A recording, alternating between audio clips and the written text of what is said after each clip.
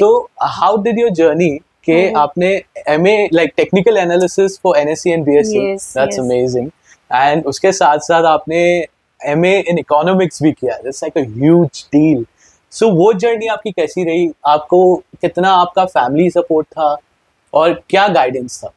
Family support 0 था। Okay.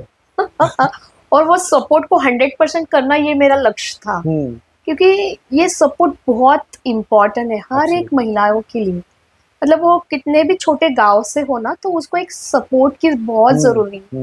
अगर वो सपोर्ट मिलता है ना, तो घर में एक एक्स्ट्रा इनकम आ सकता है, और ये एक्स्ट्रा इनकम हमारे कितने सारे ड्रीम्स कंप्लीट कर सकता है, एक अच्छी लाइफस्टाइल क्रिएट कर सकता है।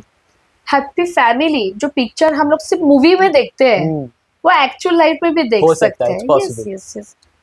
तो मतलब 18 साल की उम्र में शादी, मतलब उस टाइम पे मुझे शादी का मीनिंग ही भी नहीं पता था कि 2 फैमिली एक साथ रहना और उनके सारे फेस्टिवल सेलिब्रेट करना।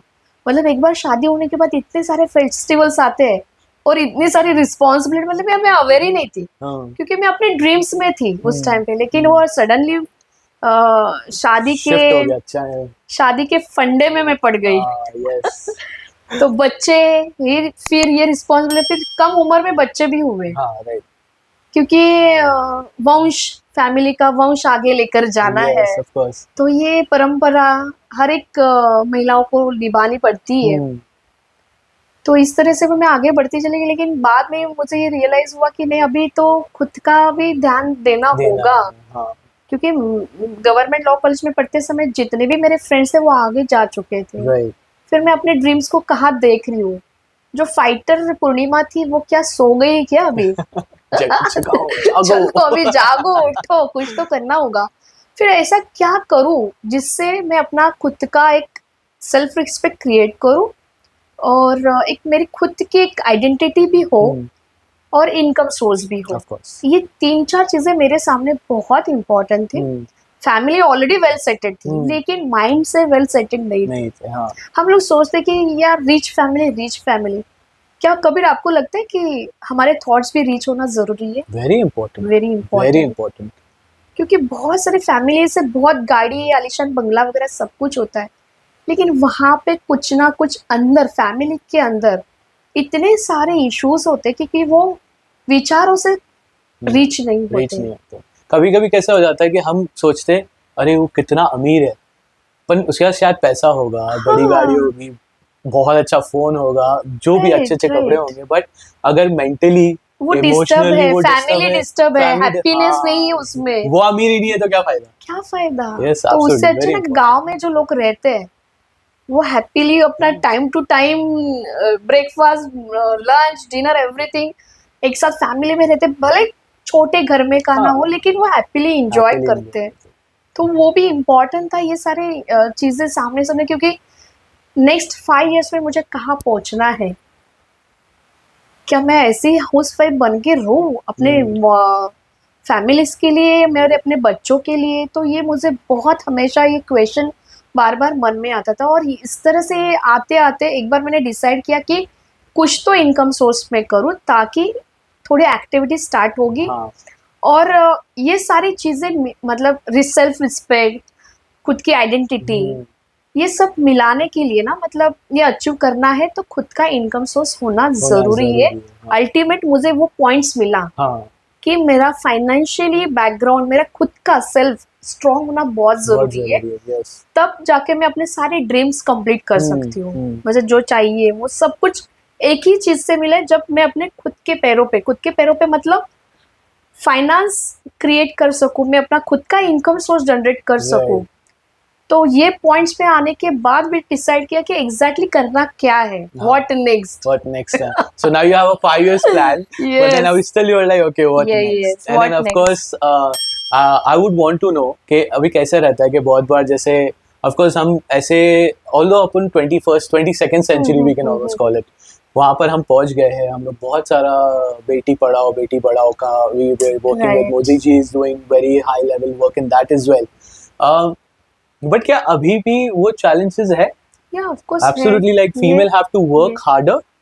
ज़्यादा काम करना पड़ता है, ज़्यादा एक आदमी के मुकाबले, Right. एक मेल के मुकाबले उनको ज्यादा हार्ड वर्क करना पड़ता है। ऑफ कोर्स, क्योंकि एक वुमन एंटरप्रेन्योर जब बनती है ना, तो सिर्फ वो बिजनेस नहीं देखती है, वो किचन भी हैंडल करती है, वो अपने फैमिली को भी हैंडल करती है, उसी के साथ मायका भी देखो, ससुराल भी देखो, हाँ। उनके फंक्शंस भी अटेंड करो, वो सब मैनेज करो, सब Right. गिफ्टिंग का अरेंजमेंट करो, सबका रिस्पेक्ट हो इस तरह से सब अरेंज करो। मतलब ये सारी जिम्मेदारी इतनी होती है, वो अपने आप को ही भूल जा रही है कि मुझे क्या चाहिए।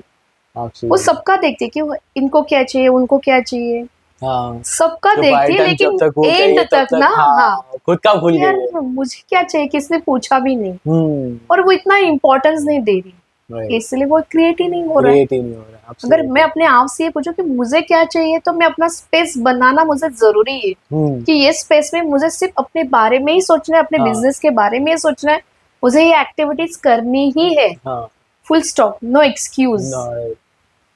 क्योंकि मैंने एक, मतलब एक्सक्यूज के ऊपर मैं अच्छा एक एग्जांपल दूंगी, क्योंकि Please. मैंने एक बिजनेस ट्रेनिंग अटेंड कर रही थी, और उसमें वहां पे इतना ब्यूटीफुली वे से मेरा इंसल्ट हुआ था। Oh, really? उस Okay. टाइम मुझे बहुत बुरा लगा, और मैंने फिर बोला कि ये सर को एक बार मैं करके दिखाऊंगी। लेकिन वो बहुत इंपॉर्टेंट था, हाँ। इंसल्ट होना, हाँ, क्योंकि हमेशा ना मुझे बिजनेस करना है, इसलिए वो मैंने बिजनेस ट्रेनिंग अटेंड की। yeah. वो पूरा 1 वीक का सेशन था, और एवरीडे प्रेजेंट होकर जो भी होमवर्क दिए वो टाइम पे करना है। हाँ, जो भी टास्क होती है वो अपने आप के लिए होती है, अपना इम्प्रूवमेंट करने के लिए होती है, किसी को दिखाने के लिए नहीं होती हाँ, है। right. तो वो मुझे रियलाइज हुआ कि मैं जो एक्सक्यूज दे रही हूँ ना, तो ये मेरे खुद का लॉस हो रहा है। हम्म, जो टीचर है, जो हमारे गुरु यहाँ पे आए हुए हैं, हम्म, तो उनका लॉस नहीं हो रहा है। हाँ। वो मुझे टास्क दे रहे हैं ताकि मैं रिसर्च मेरा बढ़े। हाँ, अगर वो मैं टास्क नहीं कंप्लीट कर रही, तो मेरा लॉस है। absolutely. तो कुछ भी करना है तो खुद के लिए करना है, तो वहां पे नो एक्सक्यूज है। मुझे लेट हुआ, ये एक्सक्यूज हुआ, हाँ, देने की जरूरत नहीं है। करो। Except, sorry Yes. कि मुझे आज लेट Late हो हुआ। गया, yes. उसी ऊपर हम लोग बात करते कि नहीं मुझे ट्रेन लेट हुई, मुझे ये हुआ, ये हुआ, और इतना सारा एक्सक्यूज बताते हैं, तो एक जिसका के बाद वैल्यू दूसरा नहीं है। excuse आते रहता है, absolutely. सामने वाले को उसको लेन देन ही नहीं है उसके बारे में। हाँ। नहीं किया, ओके, हाँ, नेक्स्ट टाइम करो। तो डीले में ही जा रही हूँ ना, मतलब एक कदम पीछे उनको में तो फर्क ही नहीं है कुछ। ऑफ कोर्स, हाँ। क्योंकि ऑलरेडी वो अचीवेबल है। तो एक्सक्यूज देना मैंने अपनी लाइफ Yes. से बंद किया, और फिर हमारी जर्नी वर्क काफी आगे अच्छी गए। है। इसमें ना आपने बहुत एक ब्यूटीफुल बात कही। So I have thought of 2 things. एक तो ये सबसे पहला कि आपने बोला जो मेरा बहुत बुरी तरह से इंसल्ट हुआ।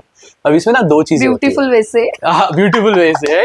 So you know what happens here is के जब ये इंसल्ट होता है ना, तो 2 चीजें होती है।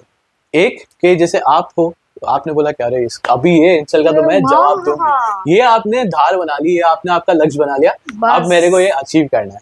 दूसरा क्या होता है कि कभी कभी डर जाते लोग, बोले अरे यार नहीं, अब नहीं, अरे नहीं इंसल्ट होगा। सबके साथ में हाँ, इंसल्ट हुआ है, अभी मैं कैसे नेक्स्ट डे जाऊँ, कितना हाँ, एम्बैरेसिंग होगा, कितना बैड exactly. फील होगा, लोग मेरे बारे में क्या क्या सोचेंगे। सोचेंगे लोग, कुछ तो सोचना Stop. चाहेंगे। सब लोग स्टॉप होते हैं वहां पे। Absolutely, absolutely.